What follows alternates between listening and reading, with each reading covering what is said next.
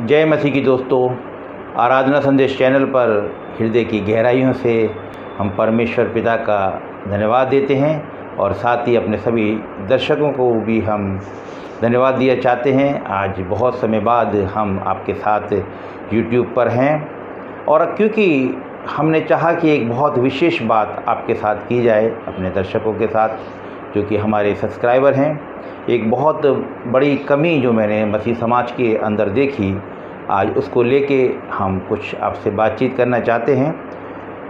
हम पढ़ेंगे 2 कुरिन्थियों 6 अध्याय, उसका 14 वचन से आगे लिखा है, अविश्वासियों के साथ असमान जुए में ना जुटो, क्योंकि धार्मिकता और अधर्म का क्या मेलजोल, या ज्योति और अंधकार का क्या संगति, और मसीह का बलियाल के साथ क्या लगाव, या विश्वासी का अविश्वासी का क्या नाता, और मूर्तियों के साथ परमेश्वर के मंदिर का क्या संबंध, क्योंकि हम तो जीवते परमेश्वर के मंदिर हैं, जैसा परमेश्वर ने कहा है।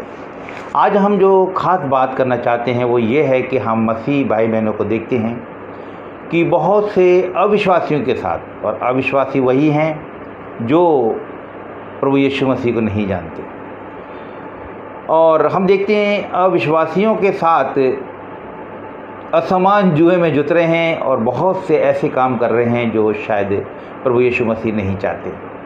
जैसा कि हम जानते हैं कि मैं विशेष जो बात करना चाहता हूँ, आने वाले पर्व रक्षा बंधन के लिए हमने बहुत से मसीह भाई बहनों को देखा है कि वो इस पर्व को बड़ी धूमधाम से मनाते हैं, अपने हाथों पे राखियाँ बंधवाते हैं, माथे पे टीका लगवाते हैं, वगैरह वगैरह। मैं इसका विरोध नहीं कर रहा, लेकिन मैं वचन के माध्यम से कुछ आपको बताना चाहता हूँ। ये जो हम सांसारिक बातें देख रहे हैं, जो बंधन, वो एक रक्षा का बंधन है, जबकि हम भूल जाते हैं कि हमारे यहोवा परमेश्वर ने हमारे साथ हमारी रक्षा का बहुत बड़ा वादा किया है। भजन संहिता 91 और उसके 11वें वचन में लिखा है, क्योंकि वह अपने दूतों को तेरे निमित्त आज्ञा देगा कि जहाँ कहीं तू जाए तेरी रक्षा करे।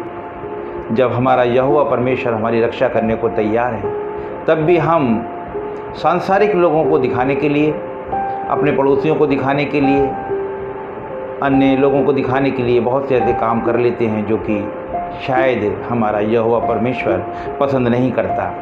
एक वचन और मैं आपको बताना चाहता हूँ, जो कुलुस्सियों 3 अध्याय और 23वां वचन, वहाँ लिखा है, जो कुछ तुम करते हो तन मन से करो, क्योंकि ये समझकर कि मनुष्यों के लिए नहीं परंतु प्रभु के लिए करते हो। जो भी करते हैं ठीक है, यदि मैं और आप पर्वों को मना रहे हैं, बहुत से ऐसे पर्वों को मना रहे हैं जो हमें नहीं मनाने चाहिए, लेकिन एक बात स्मरण रखो कि जो कुछ करते हैं वो हम प्रभु यीशु मसीह के लिए करते हैं। आज मैं आपको बताना चाहता हूँ कि जिस हाथ को हमने रक्षा के लिए दे दिया कि इस पर रक्षा का एक बंधन बांधा जाए, वो हाथ किस लिए हैं, और ये माथा जो कि भौं के बीच का स्थान है, ये किस लिए है, हमारा पवित्र शास्त्र इस विषय में क्या कहता है।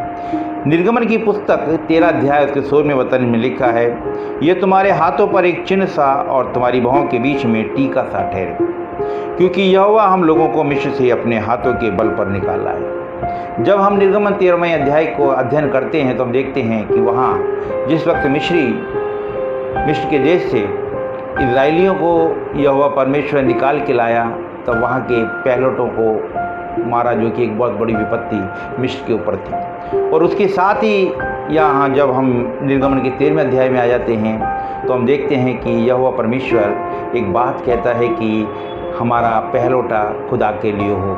और हम बहुत से परिवारों में देखते भी हैं कि जो परिवार का सबसे बड़ा बेटा या बेटी होती है, वो खुदा के काम में खुदा के लोग दे देते हैं और खुदा के वचन में वो पाया जाता है। यहाँ ये इसी बात को जिक्र करते हुए कहा गया है, इसी वाचा को, इसी बात को कहते हुए कहा गया है कि ये तुम्हारे हाथ के लिए एक चिन्ह सा, तुम्हारी भौं के बीच में टीका सा ठहरे।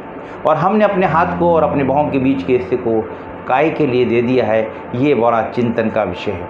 एक जगह से हम और देखेंगे जो कि व्यवस्था विवरण और उसका 6 अध्याय और उसके 8वें वचन में एक बड़ी महत्वपूर्ण बात लिखी है। वो लिखी है, और इन्हें अपने हाथ पर चिन्ह के रूप में बांधना, अपने हाथ पर चिन्ह के रूप में बांधना, और ये तेरी आँखों के बीच में टीके का काम करे। ये वो बात है, ये वो आज्ञाएँ हैं जो यहोवा परमेश्वर ने मूसा के द्वारा इस्राएलियों के को दी, या मैं कहूँ कि मुझे और आपको दी। ये बहुत ही एक खूबसूरत वचन है और ये वो 10 आज्ञा हैं जो मूसा पट्टियों पे लिख के लाया था, और उन आज्ञाओं के लिए ये स्थान है। लिखा है अपने हाथ पर ये चिन्ह के रूप में ठहरे, और हमने अपने हाथ पर क्या चिन्ह के रूप में ठहरा दिया। या दूसरी बात और लिखी है, चिन्ह के रूप में बांधना, और ये तेरी आंखों के बीच में टीके का काम कर। ये जो आज्ञाएं हैं ये टीके का काम करें, ऐसा यहोवा परमेश्वर हमसे चाहता है। और हमने संसार के लोगों को दिखाने के लिए, शायद हम ये सोचते हैं कि एक हमने बहुत बड़ी रस्म पूरी कर दी, एक बहुत बड़ा रिश्ता हमने बांध लिया, एक हाथ के ऊपर एक रक्षा का बंधन बांध के। लेकिन यहोवा परमेश्वर कहता है कि ये हाथ और ये भौएं के बीच का स्थान ये तो एक खास मकसद के लिए हैं, जहाँ पर हमें आज्ञाओं को बांधना है और आज्ञाओं का टीका लगाना है। और हमने क्या कर रखा है ये हम जानते हैं। यशायाह नबी की पुस्तक उसके 42वें अध्याय के 6 वचन में भी यहोवा की एक बहुत बड़ी रक्षा का वादा हमारे साथ है, जहाँ हम देखते हैं कि 6 वचन में इस प्रकार लिखा है, मुझ यहोवा ने तुझको धर्म से बुला लिया है, मैं तेरा हाथ थाम कर तेरी रक्षा करूँगा, मैं तेरी प्रजा के लिए वाचा और जातियों के लिए प्रकाश ठहराऊँगा। यहाँ यहोवा परमेश्वर हम देखते हैं कि हमारा हाथ थामने के लिए तैयार है, क्योंकि लिखा है कि मैं तेरा हाथ थाम कर तेरी रक्षा करूँगा। और हमें आज ये विचार करना है कि हम अपने हाथ को कहाँ दे रहे हैं, जहाँ यहोवा परमेश्वर स्वयं हमारे हाथ को थामने के लिए तैयार है, हमारी रक्षा करने को तैयार है। और भी हमने बहुत से वादे, जो कि शुरू में हमने देखा कि अपने दूतों को तेरे निमित्त आज्ञा देगा और कि वो हमारी रक्षा करे, हमारे प्राण की रक्षा करे। लेकिन हम इन सामर्थ्यशाली और बड़े वचनों को हम ध्यान नहीं देते और संसार की खुशियों की तरफ हम चले जाते हैं। आने वाले दिनों में जैसा कि हम जानते हैं कि इस पर्व को मनाया जाएगा, और बहुत से मसीह लोगों को जिनसे मैं बड़ी अच्छी तरह परिचित हूँ, मैंने देखा है उनके परिवारों के अंदर बड़ी धूमधाम से इस पर्व को मनाया जाता है। यदि मुझे और आपको रक्षा या रखवाली करनी है तो हमारा पवित्र शास्त्र बाइबल बड़ी बड़ी और बड़ी खूबसूरत बातें बताता है।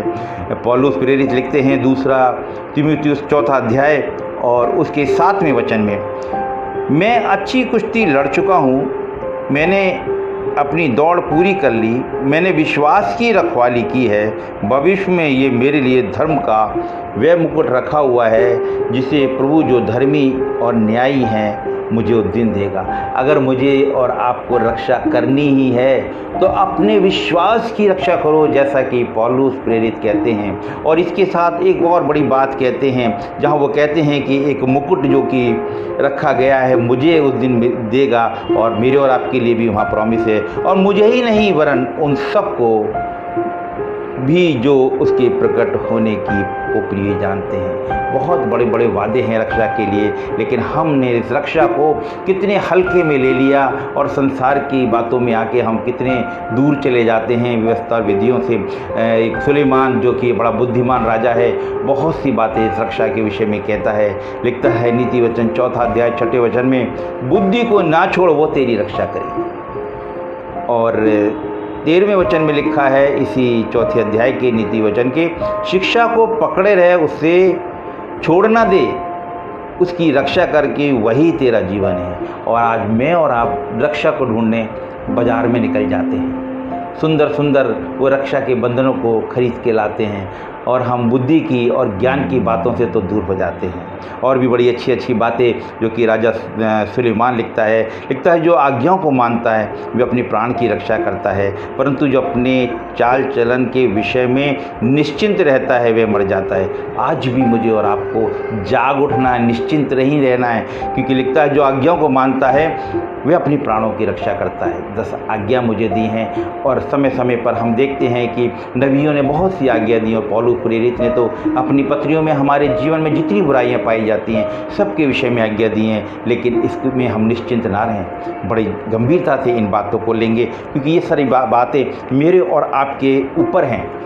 मेरे और आपके ऊपर ये निर्भर है कि हम किस मार्ग पे जा रहे हैं। क्योंकि एक बहुत बड़ी बात हम देखते हैं जो कि व्यवस्था विवरण की पुस्तक 11वां अध्याय के 27वें वचन में लिखा है, अर्थात यदि तुम अपने परमेश्वर यहोवा की इन आज्ञाओं को जो मैं आज तुम्हें सुनाता हूँ मानो तो तुम पर आशीष होगी, और यदि तुम अपने परमेश्वर यहोवा की आज्ञा को नहीं मानते और जिस मार्ग की आज्ञा मैं आज तुम्हें सुनाता हूँ उसको तज कर दूसरे देवताओं के पीछे हो लोगे, तो जिन्हें तुम जानते हो, जिन्हें तुम नहीं जानते, तुम पर शाप पड़ेगा। आज हमने बड़ी अच्छी तरह विस्तार से ये समझ लिया कि ये हाथ और ये हमारे बहुओं के बीच का स्थान किस लिए है। यहाँ हमें परमेश्वर की आज्ञाओं को बांधना है, और हम देखते हैं कि हम कहाँ पर खड़े हैं। परमेश्वर करे आज का वचन आने वाले समय में मुझे और आपको परमेश्वर के वचन के अनुसार चलने के लिए प्रेरित करें। जय मसीह।